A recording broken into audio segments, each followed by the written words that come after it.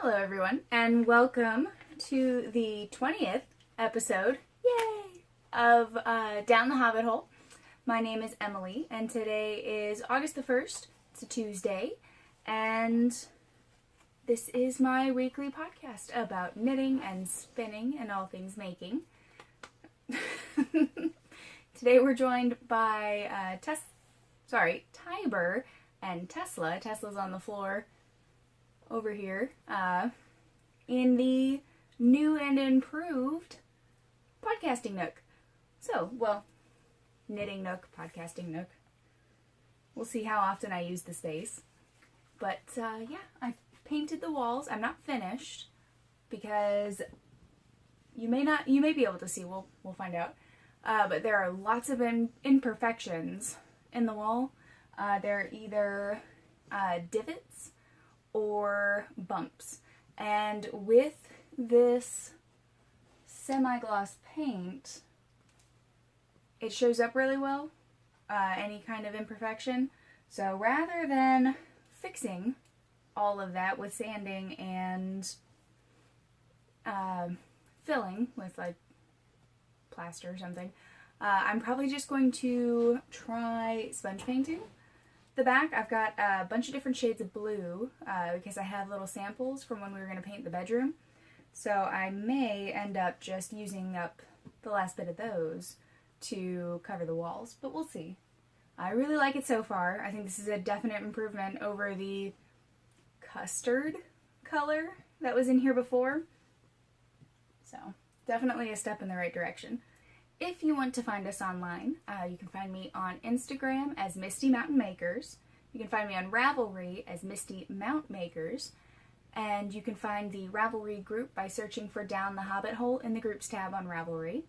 And if you would prefer to email me if you want to get in touch with me, go ahead and you can email me at emily@mistymountainmakers.com. And all of that will be down below. Before we get into the knitting today, I want to talk about the There and Back Again cowl, which we have, let's see, today's the 1st, so we have about 15 days left, I think, or 14 days. It ends on August the 15th, so there's still plenty of time to post your finished objects and things like that. And I want to talk a bit about prizes today. Now, I don't have all the prizes to show you today, but we do have quite a few that I'll be able to talk about today. As of right now, thanks to Tanya of the Hooked on Inkblobs podcast, we have enough prizes as far as the stroop waffles or stroop waffles. These guys. We have enough of these and cute little pins, and I'm going to try to show these to you without covering them up. They're little yarn balls with knitting needles in them, and these are perfect for project bags. Tesla. They're perfect for project bags. So as of right now, I should have enough to where everyone who participates will be able to get at least a little care package of stroop waffle. I'm sure I'm supposed to pronounce that differently, but we're going to go with it. And a pin. I'm going to put in a little selection of teas, and maybe some mini skeins. We'll see. But unless things change drastically, I should be able to get a prize out to at least everyone who participates for the finished objects thread. We will have someone will be entered to win a set of stitch markers from Babs Rudlin. You can find her on Instagram as a Fiery Phoenix, and all of her information will be down below. She's offering up a set of stitch markers of your choice, and another person will win a pattern of their choice from her Dragon Scale collection. They're really cool patterns, and yeah, you'll have your choice of that, and she'll be getting those out to you directly. And then the main prize, grand prize, will be a Dunedain inspired project bag and skein of yarn. So I'm making a bundle. I've dyed the yarn, but it's drying, and the project bag is just about finished. So it's going to be a set that goes together. But now that I'm saying that, I'm wondering, would you guys prefer to have more chances to win and have me draw for the project bag and the skein separately? Or would you rather it be a bundle? So let me know. Post that in the chatter thread on Ravelry. We'll be able to kind of vote and see what we want to do there. But I'll be doing the same thing for the actual mileage portion of the knit-along. So after the knit-along finishes on the 15th, I'm opening up a finished objects thread for 3 weeks. And that'll give you time, or a final mileage thread, sorry. That'll give you 3 weeks to enter your total mileage that you've walked, biked, hiked, whatever you did.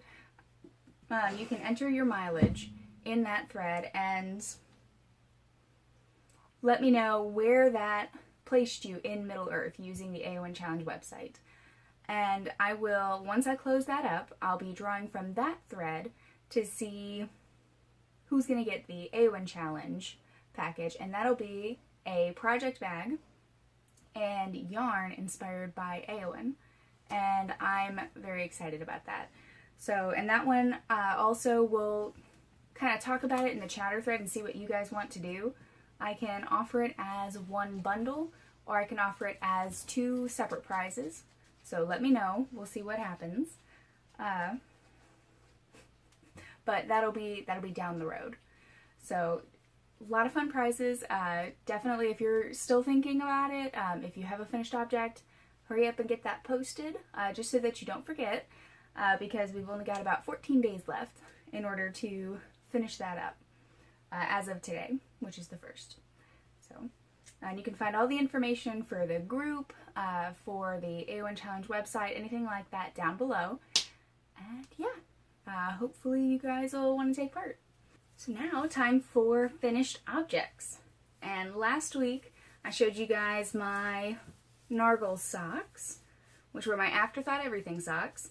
And all I had left was to Kitchener the toe shut, and I finally did it. Well, actually, if you follow me on Instagram, I think I finished it the same day. I'm not sure. But it's been so long since I've finished a pair of socks that I'm not sure where my sock blockers are, so I'll have to do this the old-fashioned way and just stick my foot in your face. So here it is. Yay! They're really cute. I really, really like them.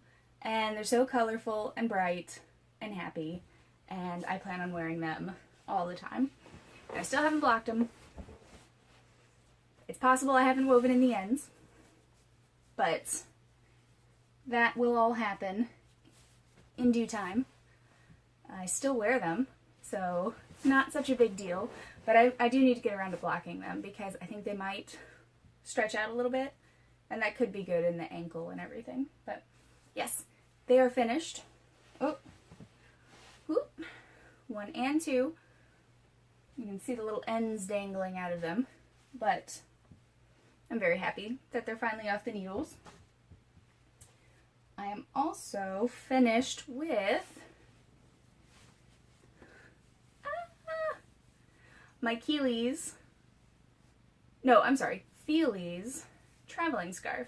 So right now, this is a DK weight, and I actually wound up accidentally putting way too many stitches in before starting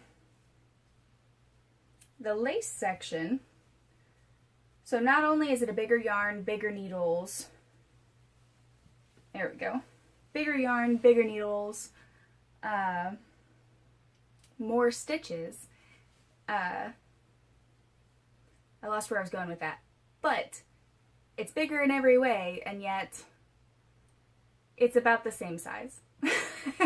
Now, in fairness, it hasn't been blocked yet, so I'm really excited to see how this thing grows. Because this is my fingering weight version, and it's the DK on the back, but they're pretty much the same size for now. once this blocks and that lace relaxes, this is going to be really, really big.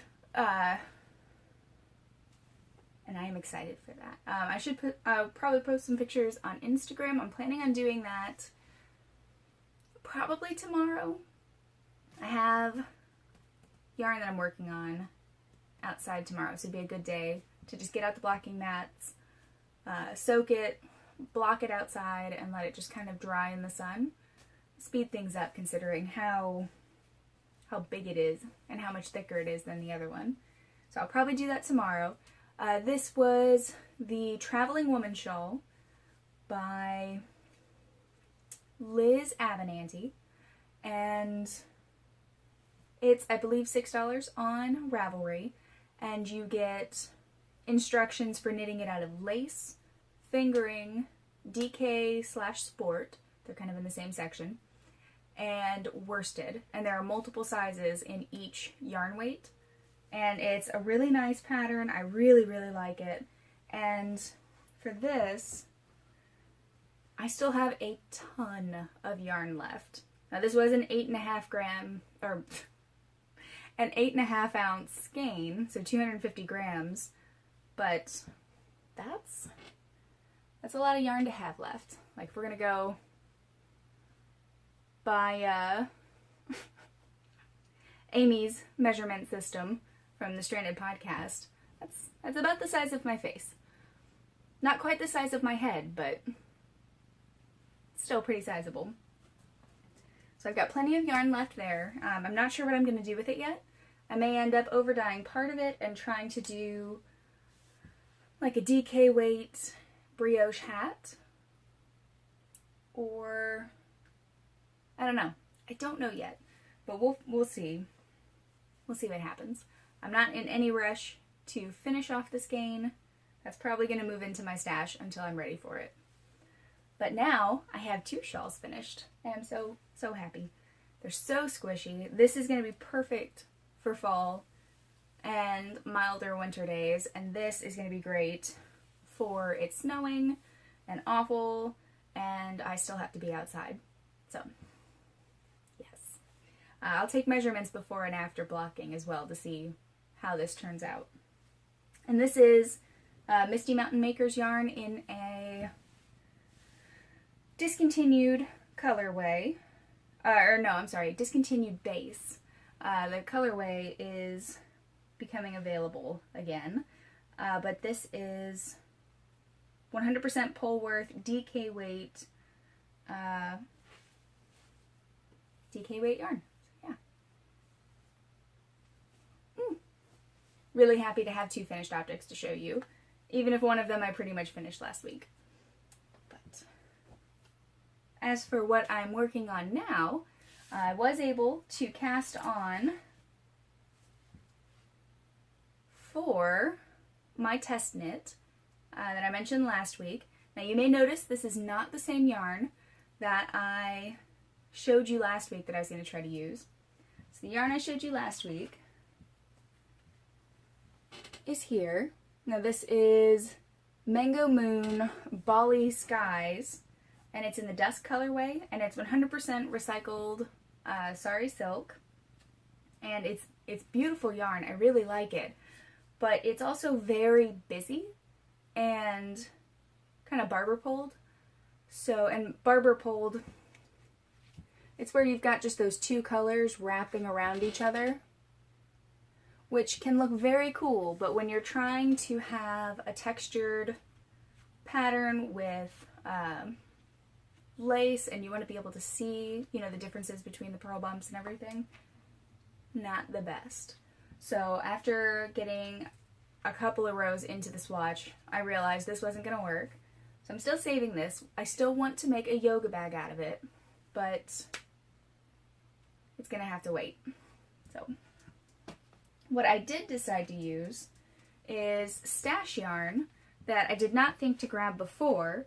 It's Barocco Floret. So here it is. Now, I bought this originally to make a drapey vest, and I bought it more for the price than the fiber content, and that wound up being a mistake. I don't love the fabric that I'm getting. I don't love the way that it looks. So that project is going to be completely frogged and the yarn put back in my stash. But I got this, it says $7.50 was the original price on it, but it was very much on sale when I bought it. So I'm not sure how much I paid for it. But it's 75% acrylic and 25% cotton, which seemed like a really good idea for a market bag. And here, here is what that project bag will look like. Or the, market bag. And this is the Adventurous Market Bag. And, yeah, it's by Aaliyah Staggs, and it hasn't been released yet. I am in the test knitting team, so I'll let you know as soon as it is released. But it's just a really pretty bag. It looks like it has a lot of structure, which you don't see in most market bags. It looks like it has flexibility, but it won't just let everything jumble about in the bag the way that some of them do.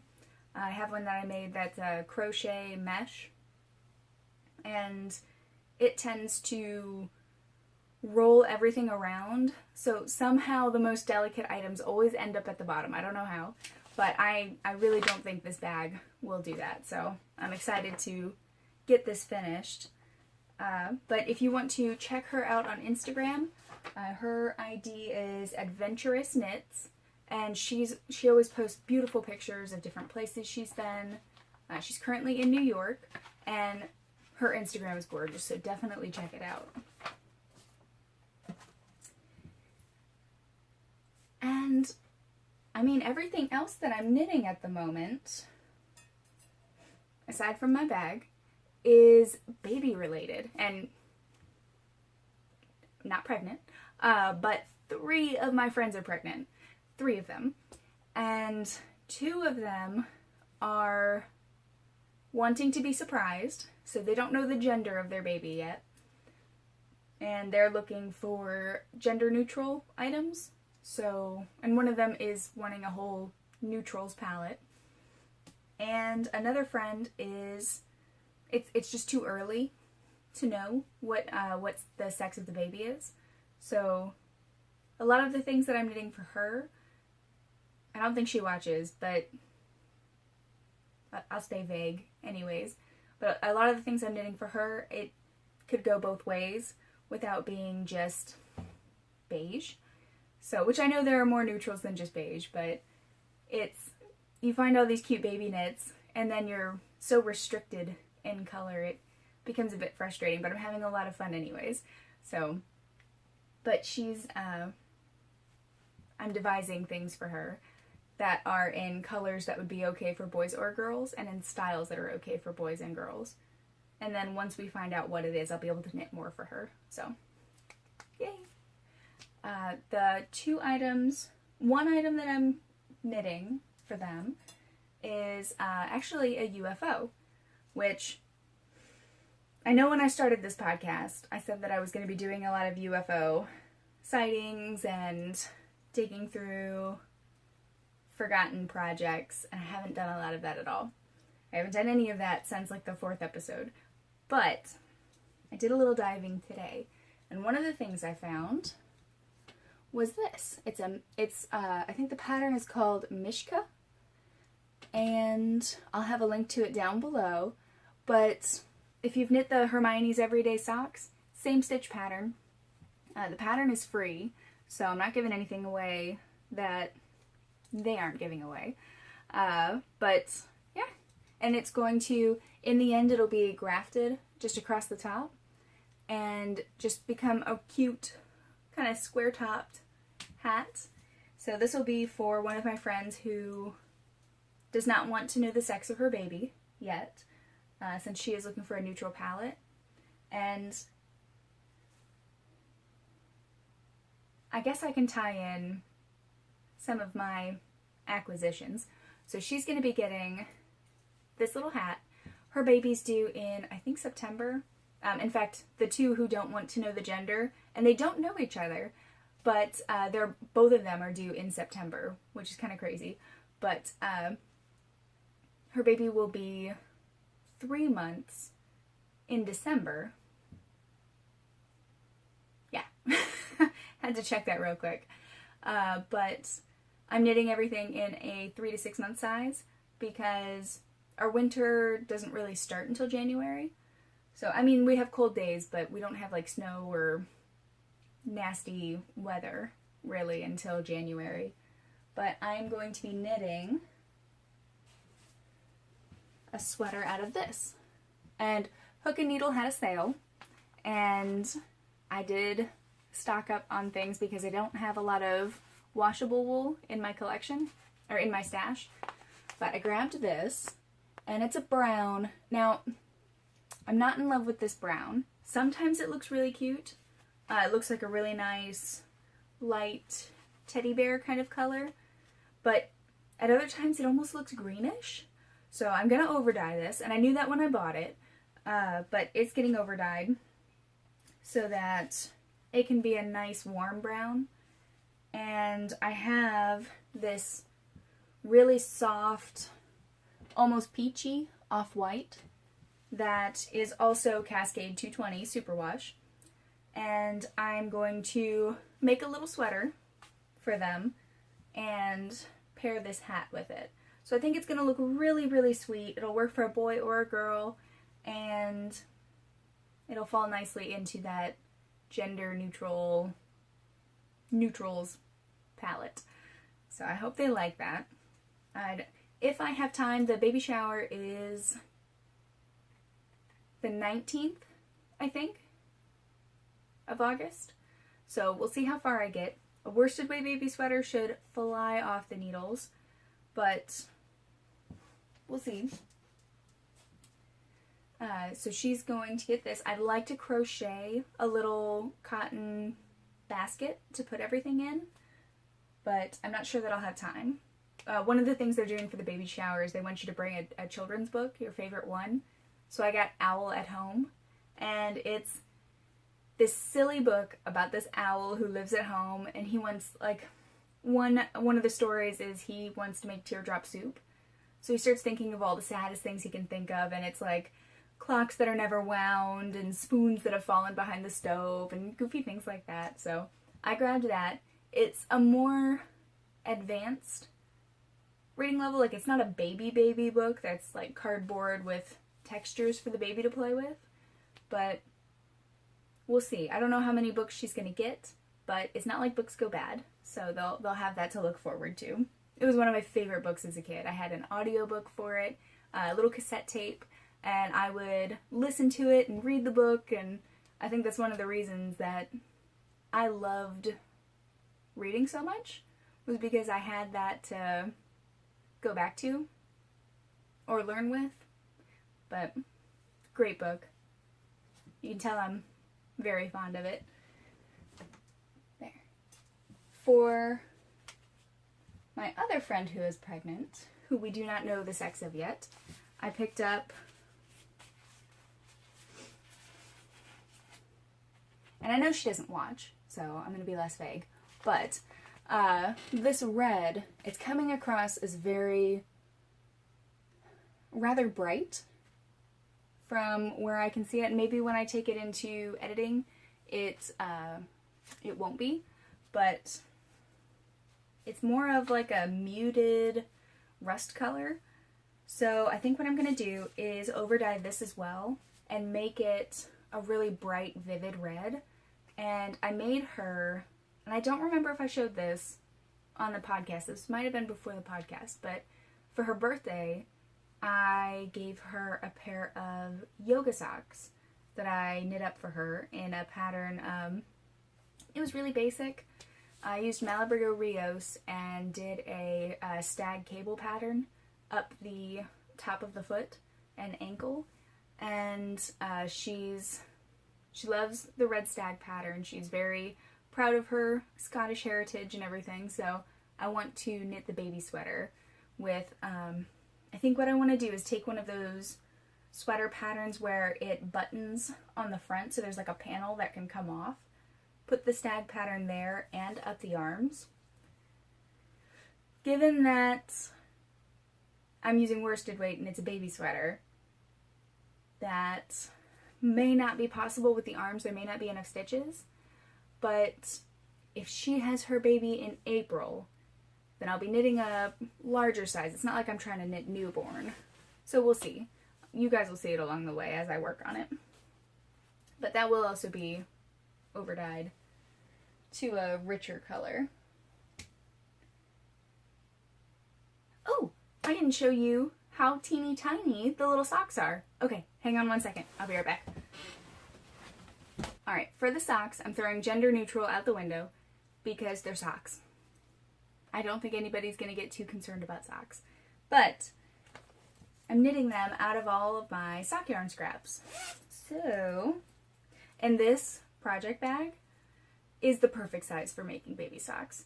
You can keep a couple of socks in here at once with little balls of yarn, and it's great. I love it. But here is the most adorable little cuff imaginable. So I don't know what this yarn is. I got it from a woman at where I used to work, and look at it. Oh my gosh. So yes, this is the cuff. I don't think I have enough to do 2 full socks in this color. So the foot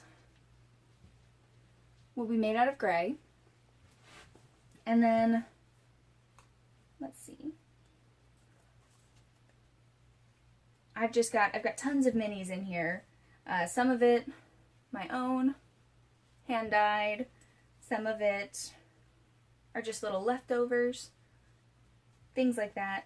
So I'm kind of mixing and matching, and I'm just going to give everybody an assortment of socks in different sizes, and I'll have them labeled. I haven't figured out how yet. I might embroider or like duplicate stitch in a little heart on the heels, and then like stitch the smallest age. So if it's like a 1 to 3 month size, then I might just put a 1. If it's like 3 to 6, then I'll put a 3.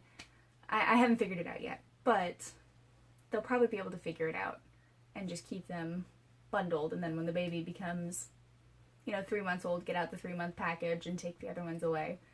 I don't know if that's how that works. I've never had a kid. I don't know how annoying that would be, so I'm going to try to make it as easy as possible. But yes, lots of little sock pairs are being worked on so that everybody can get at least a couple. But I think that's everything I've got on the needles right now that's being worked on. I showed you guys. Yeah. So that's all the yarn. I do have one more acquisition, and then I want to talk to you guys some more about the book I showed last week. So my last acquisition is actually really, really sweet. Christy she's the owner of Hook and Needle, and I've mentioned her several times on the podcast. She started spinning a while ago, and she actually gave me a skein of her hand spun. I was commenting on how pretty it was, and she grabbed it and just handed it to me and said, you've been really encouraging, so thank you, and you get some hand spun, which I was like a dragon on my hoard when it came to my hand spun when I first started spinning. So it really means a lot that she gave this to me, and I'm going to cast it on. I'm not sure what I'm going to make though. I might do a hat. Possibly mittens. I've never made a pair of mittens. Or like fingerless gloves. I have plenty of those and I wear those all the time. I just have to figure it out. It has to be something that perfect gauge is not important. So maybe a cowl. Pretty much everything I knit though, I never check gauge. So it wouldn't make a big difference. But her yarn is really nice. You can see that it's got some changes in it, but it's going to look really, it's going to have that nice homespun look and feel to it. So I just have to find the right pattern. We'll see. If you guys have any ideas, definitely tell me in the comments below, because I don't know what to make with it. If you've made something out of hand spun, tell me what you made and how it turned out. Let me know. I know all hand spun's different, and I know patterns are different, but I'd love to hear your stories, so let me know. But I think that takes us to the Sock Knitter's Handbook. So now this is by Charlene Church and Beth Parrott, and it is expert advice, tips, and tricks. And I actually learned quite a few things just flipping through here. There's talk about swatching, which I've actually, since I read it in the book, I've been hearing this tip everywhere, but it's as you're knitting the garter section on your gauge swatch, you put in yarn overs to tell you later how many or what size needles you were using. And I actually, while I was finishing casting off on my shawl this morning, I was watching the newest episode by Knitting Expat, and that's one of the things she talked about today too. So I thought that was really clever. They've got about 4 or 5 different cuffs, heels, or toes cuffs, heels, and toes for toe up or cuff down. But I think that this book is maybe not needed for someone who's been knitting socks for a while. It's a nice reference book. It has lots of different cast-ons, lots of different bind-offs, different heels, tips for how to, make those heels and toes last longer. It's got a stitch dictionary. It shows you different stitches and the multiples for if you're working in the round. So I think for $18, this was definitely a good investment for me because I don't have as much experience with sock knitting. But maybe for an experienced sock knitter, this might not be what you're after. I think my next book purchase is probably going to be Sock Architecture. I don't know much about that book yet, but I really want to look into it and find out more about it. I think it was on the Woolen Homestead. I was watching this morning as well. I was watching the Woolen Homestead, and I believe she was the one talking about it. So we'll see.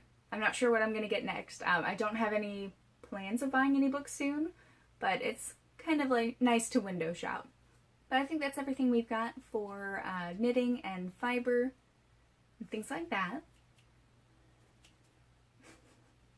So if that's all you're here for, that's totally fine. Thank you so much for tuning in today. Hopefully I will see you guys again next week. If it was your first time watching, I hope you liked it. And, go ahead and like and subscribe below if you did. And for everyone else who's been coming back week after week, thank you so much. I really, really appreciate it. So I'll see you guys next week. Thanks. And for everyone else, we will move on to life stuff. I'm just going to go ahead and go with it and call it life stuff. I just can't get it out of my head. So no more not so nitty. We're just going to call it life stuff. But I don't know if I've mentioned it before, but our AC has not been working properly for the past month. I think it was mid-June that we really started noticing it. Our house has been getting up to 87 degrees inside, so we couldn't figure out what was going on. The AC was going the whole time. Cold air was coming out. The house wouldn't get cold or stay cold. So Tim put on his full body suit thing that he got when he was in the Army, and it's this white cotton goofiness with long ribbing and everything, so it was perfect for going under the house because it kept the spiders out. But he got down there and he checked, and it looked like an animal had ripped its way through the one exposed soft duct that was down there. So he got it fixed, and the house is usually not getting above 81 now, which is amazing. It's been, like, it sounds like that's really, really high, but considering what it was before, this is great. Like, by the time the sun sets and everything, we get the house back down to 78, 76, and that's been really nice. I've been melting inside or out for the past few weeks, and it's really put me off handling too much wool. So now that it's getting cooler, I'm definitely reaching for my knitting a bit more. Tim has been playing pickup games of Ultimate Frisbee on Sundays, and I went with him. Again, we've only been twice, but I went with him, and I was planning on running, and one of my friends messaged me and asked me if I wanted to do just a really relaxed, like, pick-up yoga class. Like, they have their informal game, we have our informal yoga class, so that was so much fun. We got to do that just out in the park next to the game, and she's actually the one she's going to be having yoga classes in downtown Maryville on Thursday mornings, which I'm very excited about. And hopefully I'll be able to do my first one either this week or next week. Not sure yet.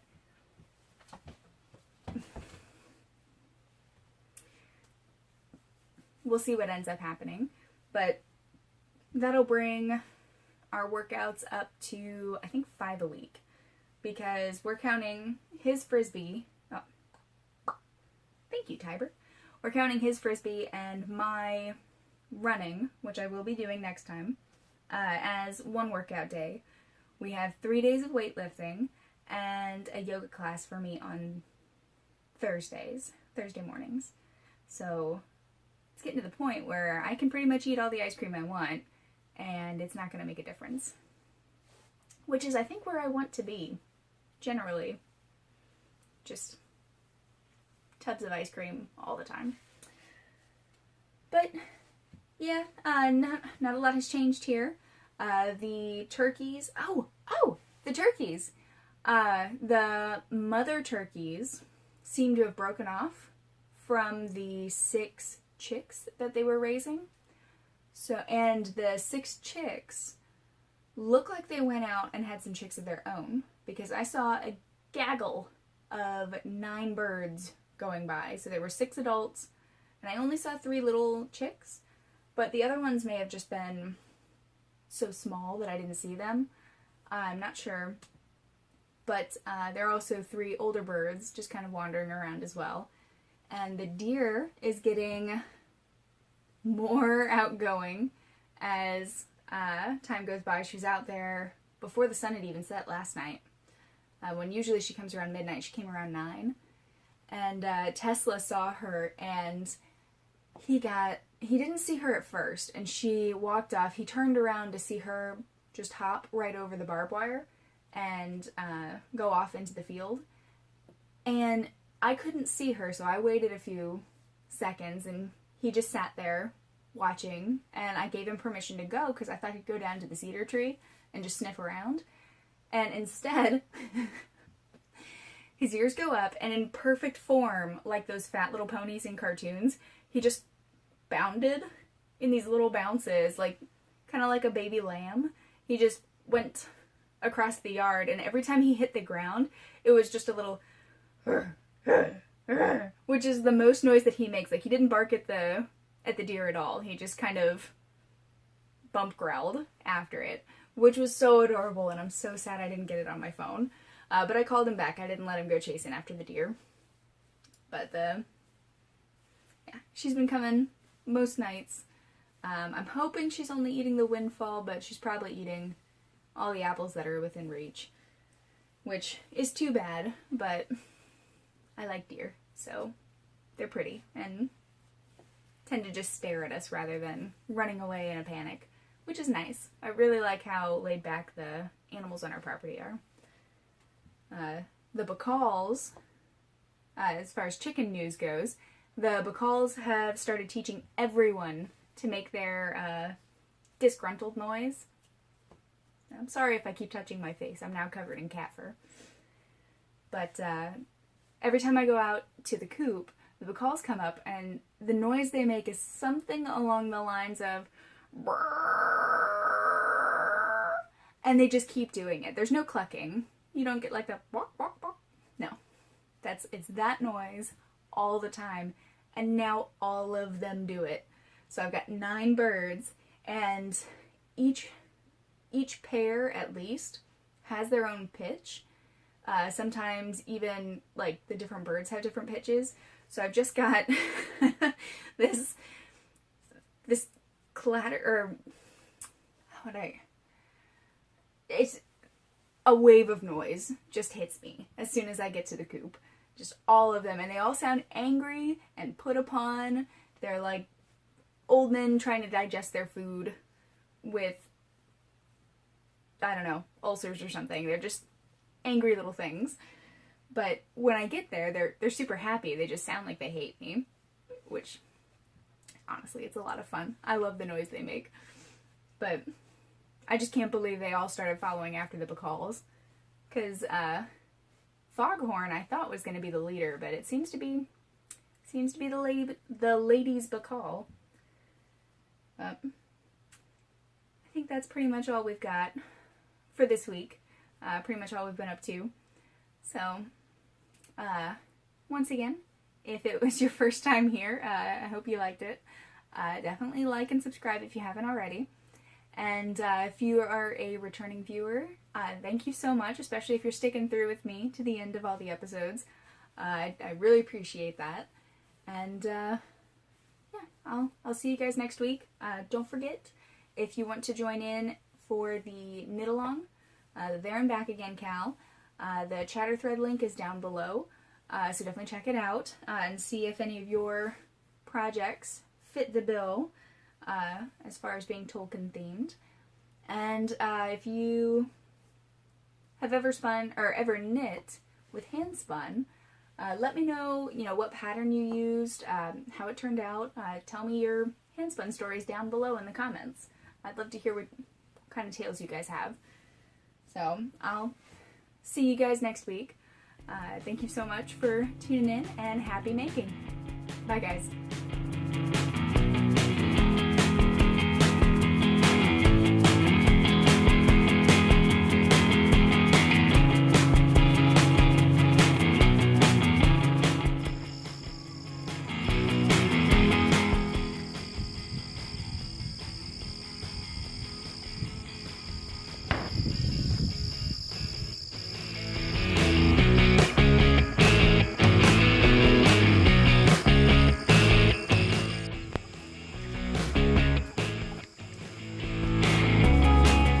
Data.